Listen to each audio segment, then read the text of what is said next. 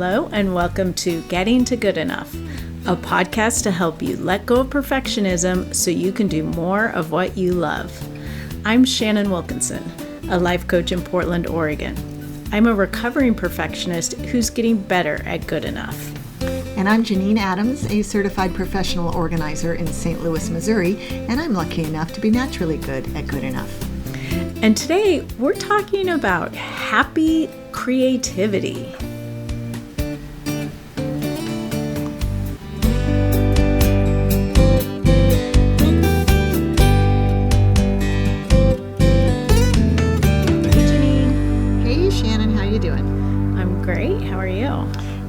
I'm happy to be talking with you.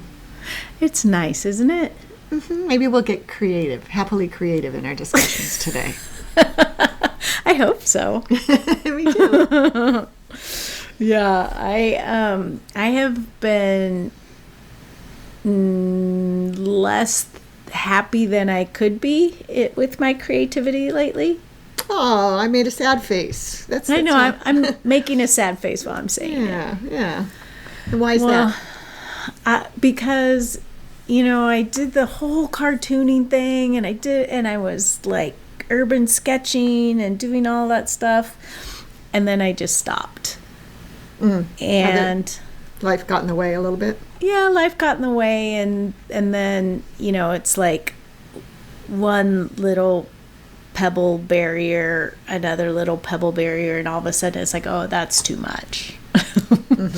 But I was invited to do an illustrated storytelling event, and so I pulled out my pens and my paint, and I've been working on that, and it's fun, but I'm not as happy as I think I could have been if I'd been doing it all along. There's a bit of struggle, I don't remember how to do that. How do you do hands? So it gets a little bit frustrating. Yeah. And are the results perhaps less satisfactory? Well, actually what I'm ending up with, the drawings I'm pretty happy with. The writing part, I'm not. It took me a while to figure out that I needed to use a different pen for the words. And there's a lot of words, so I'm not happy with those, but I'm not unhappy enough with them to do them over. Right. And what can you describe what the final product looks like? Because people might be wondering, because I kind of am. Yeah, well, we could put a link to it, because cool. it should be public. The event should have happened by the time this airs, or maybe not. I don't know. I guess it depends on when we do it. But anyway, we'll eventually put a link to it. It's what I'm doing. You can do it anyway. So you create a story, and then you have up to 9 panels/images to tell and illustrate your story. And there's a theme. The theme for this one is fly. So I can definitely put a photo of the first panel, which the organizer used to, sort of call for people who wanted to do it. Well, that's an honor. Yeah. It was very flattering. And we can post a picture to that, but my story's called Taking Flight. And it says, my first commercial plane flight was from Portland, Oregon to Paris, France. It was the summer between high school and college. And then there's a little map of Portland and a little map of Paris and a little plane flying between them. Oh, gotcha. Okay. And that's the first panel of 9. Yeah. And so then there are 8 more panels that continue the story that have little illustrations on them. Well, that's neat. Yeah. So, have you finished the 9? Yes. But it was a little less happy making than you would have liked had you had a more frequent practice of illustrating and lettering, it sounded like. Yes. And also, it's funny because I think I would have been happier doing it if I didn't have sort of the frustration of, I can't remember how I did this part. but also, I just lost what I was going to say. Oh, it actually is also fun, and I feel like, I missed all these opportunities to be happy, being creative, Right. in all this time that I wasn't doing it. Yeah, right. Not only would it have helped you in this particular project, but you would have had happiness all along had you been doing it. And even though what was it called? What did you call the event? Even though the event is over, you could still be creating fun little things like this, right? Right. For the fun of it. Maybe you can make cards with these things in them. Yeah, and I did it in one of my books. I have these bound watercolor paper books that I was using for the cartooning class and urban sketching and stuff, and I was keeping a little bit of a visual diary, especially at the beginning of the pandemic. And looking back at all of them, it was so fun to see, and it sort of made me sad that I hadn't been kind of marking time with them. Yeah, right. Oh, yeah. It's so easy to be hard on ourselves for that kind of thing. God, why didn't I do that? I remember that notebook because you were in your cartooning class when we drove together from Portland to Walla Walla back in the beginning of 2020. Right. Right. And it was amazing to me how quickly I was like looking at an email and you were creating art over there with the watercolors in a coffee shop. It was amazing. Yeah. So do you think that you might try to start a practice of doing it more frequently? Yeah, and I think one of the ways that would help me be happy and limit opportunities for perfectionism is to give myself some parameters, like, a very small time frame, maybe limit the tools I use, Interesting. Yeah. something like that, so that it limits the possibilities, so I can just sit down and do it. Plus, there's fewer choices, less likely to get frustrated by not easily making the choice or what have you. Mm-hmm. Interesting. Yeah, I like that. I write postcards to voters, and there's a never-ending supply. Never-ending need for those. Yes. And recently, right now, I'm working on postcards for the California recall, gubernatorial recall, and so I made just a little kit with I took a a wee yogurt jar, and I put in like 4 pens that I'm just doing the same style for all of them, trying to get them done. They want them to look good, of course, but I want to get them done in an expeditious manner so I can get out as many as I can before the election, September 14th. And just having that one little cup where I don't have to decide which pens I'm going to use and knowing what I'm going to do makes me I jump right in. I'm trying to do 10 a day between now and the election. Although, well, never mind. Some days it's really more like 10 every 2 days. It's really actually what happens. But yeah, I think limiting those choices, setting your expectations, right? Mm-hmm. And I have found that sometimes I'll snap a picture of a postcard. These are like like way better than when I first started out, and all I did was write with my, I try to make some fancy lettering and stuff, and I'll snap a picture so that I, next time I'm doing something, I can scroll through for ideas. Anyway, they always look way better a week or so later if I look at the picture than they did as I'm sending them out the door. Sending them out the door imperfect because they're just postcards to voters. But things looking back on this stuff, even just a week later, it's amazing how the inner critic dies down. Right. And it's like, wow, that was good. Yeah, exactly. Oh, I did that. Right. And as I mentioned in a podcast episode a while back, I've started hand lettering my task list, which is so funny because I still do an electronic task list too, but it's very satisfying, and I've been saving them for no good reason except I kind of like looking at them because I'll go back and look at them, and again, you know what? Some of the things I'm writing every day, right? It's the same things, YNAB, yoga, family history research. But I like to see the different ways I present the letters, essentially. And so it's like this little happy-making binder-clipped stack of of dot paper. Full of- That's so fun. it's fun and it makes me happy. I mean, that's Right. the thing. Like, it's a time for my mind to work on my task list.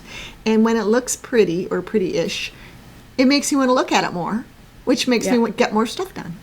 Right. Yeah, it's like a win-win-win. Yeah, completely. But I think love that. a big part of it is that, for the most part, I'm not letting any perfectionism get in the way, because I'm literally the only person who sees it. And so I'm spending enough time, more time than it deserves probably anyway. Not necessarily, because I really enjoy it. But every now, I've been known to start over maybe once or twice. But it does help my hand lettering practice. I mean, it makes me a better letterer because I'm getting a daily practice in. Right. And that's brilliant. What a fun and useful way to get to maintain that practice. Yeah, and use a little bit of creativity, and with really no potential negative consequences. Right. Beyond the time I spend doing it, which is not negative. Yeah. I was with a client today who is very creative and sews and knits and so forth, and her happiness, I think, has been curtailed a bit by a certain amount of disorder that has crept in. Oh, And, so when we left today, it was so nice to see so much more order and know that she can so much more easily create, right, and happily, because she's not going to be battling where is this or where is that. And I think in a way, having a certain organizational infrastructure embedded in your creativity is a way to stay happier too. Yeah, I think so. And all of that sort of what do I want to say? It constrains it in a happy making way. Like if you have your space available and you have your supplies available and everything, and you have sort of a certain kind of limitations, I really feel like that increases the happiness factor. Mm-hmm. Yes, because it's so easy to be overwhelmed by all the options when you're in a creative mode. Yeah. A friend and former client of mine texted me a picture yesterday of her latest creativity project. She's been drawing like virtually the same kind of a stylized flower, and she just draws them on a card and then paints them, but she often uses the same color palette, and it's basically like 3 or 5 or some flowers on the same size card. They all look different, but they're beautiful. I mean, and it never would have occurred to me to basically draw the same thing over and over again. Oh, and that's wonderful. What size cards are they? I'm not positive, but I'm guessing maybe 5 by 7. Oh, okay. And is it watercolor that she's painting? Yeah. And I'm full of questions. This is fascinating. And is she? These are cards. It's like cards, like watercolor cardstock, not greeting cards. Right. Not folded cards. I think it's like cardstock. Yeah. And does she have a intention of what she'll do with them? All? Not that I'm aware of, but I mean, they're stunning. She could easily sell them. Wow. And how does she store them? Do you know? I don't. Okay, fair enough. Can you tell this has captured my imagination? Yeah, I think that's so cool. Ask her if how she would feel about me sharing the images, and because they really are stunning. Oh, that would be great if we could put them in the show notes. Is that what you're thinking? Oh, yes. And how interesting that I'm sure she's enjoying doing them, and I bet you she's really enjoying looking at them. Yeah. And those little differences are probably so much fun to discern. Yeah, I just find them mesmerizing to look at.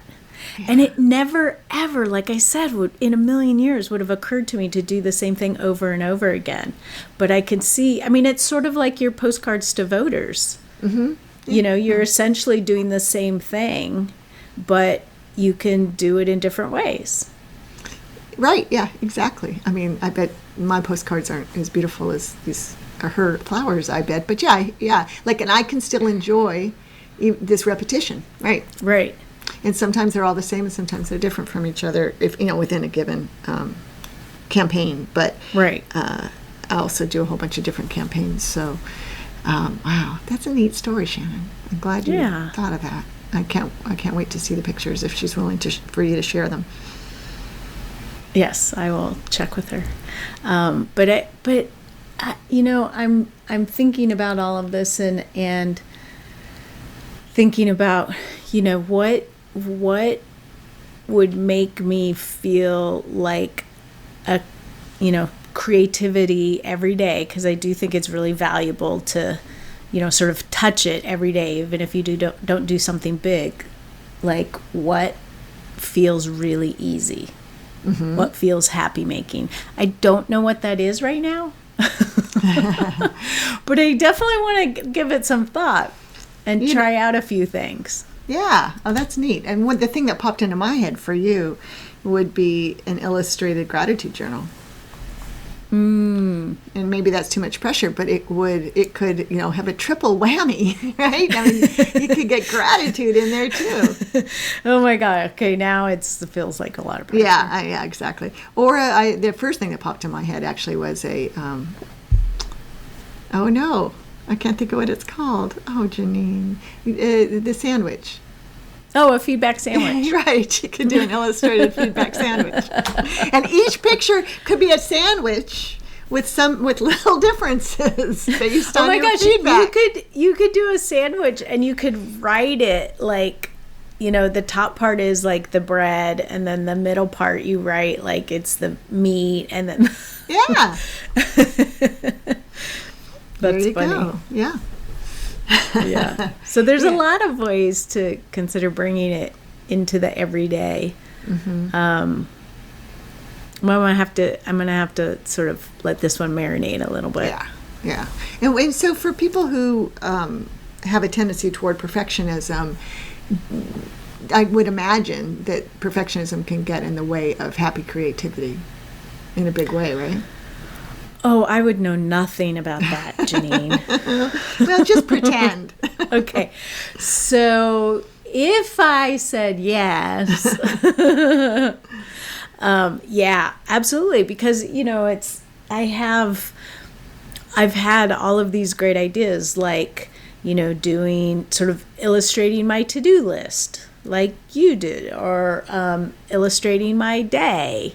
There's this whole draw your day movement. I can't think of the of course there is. Yeah. The writer's name, but and then, you know, there's lots of ways. I could go back to doing my planner on paper, which I love to do, and just add little illustrations to it. Mm-hmm.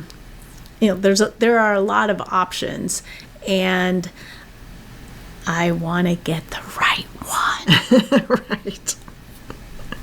Yeah, heaven forbid you start on one and it's not the perfect one or the right one. Right, exactly. So, and that's why I think what's the smallest I could do that would make me happy and I could do every day. Mm-hmm. And, you know, I mean, it could be something like just draw one thing for my day with a Sharpie. And I don't mean like a scene. I mean like a cup, you know, draw the cup that I drank my tea out of, or draw, you know, whatever, the coyote I saw, a quick line drawing of the coyote I saw running down the middle of the street, you know, whatever. Yeah. Well, that's a great idea. And just not to get distracted, but do you see coyotes running down the street? Once. Oh, okay. They're regularly reported on Nextdoor, but I've only seen one. Ah, okay. Yeah. Oh, so you're going to let this marinate and perhaps you'll report back. Yes. That's excellent. Yeah. And I think the other thing is that what creates pressure for me is this feeling like it has to be for a purpose, or it has to be like in a book so I can hold on to it and look back at it, or for, like have some sort of greater use or value. Mm-hmm. And I think maybe that's the problem. Mm-hmm. You're maybe giving yourself permission for it not to have an overarching value. Mm-hmm. But whatever you create will probably be valuable. I mean, it will be valuable for the creation, but also I bet you the product will be too. Well, doesn't matter. No pressure. No pressure. Like I think about my silly task lists. I mean, they're just task lists, and I still enjoy looking through them. Yeah. Exactly. Hey, Shannon, do you think we should let our listeners in on our little secret about how we came up with this topic? I think we should. I think so too. Go ahead. Yeah. Well, a while ago, we created what did we call it? A topic generator. Yeah, random topic generator. Random topic generator. And we came up with a list of first words and a list of second words. And so today I asked Janine to pick a number between 1 and 21. And she picked 17, I think. 17, which is happy. Mm-hmm. And then 1 and 26. And I picked 34. She did. And then I changed it to 14. Yeah. And 14 was creativity. And we're like, Happy and creativity. We realized we could actually talk about that. And we had things to say. Yep. And it was very timely. Yeah. It's amazing. I'm tickled by this. Yeah. Yeah, me too. Me too. It's great. But we would like to hear from you, our listeners. You can share your experiences with happy creativity on Facebook or Instagram at Getting to Good Enough, on Twitter at GTG Enough. You can head to the show notes to gettingtogoodenough.com and leave a comment. Or you can call us at 413-424-GTGE. That's 4843. And until then, this is Shannon Wilkinson in Portland, Oregon. And Janine Adams in St. Louis, Missouri. And we hope that good enough is getting easier for you.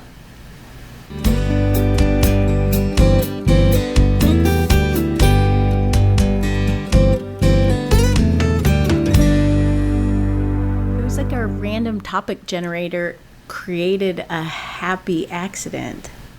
Yes. And allowed us to get creative. Yes. Happily.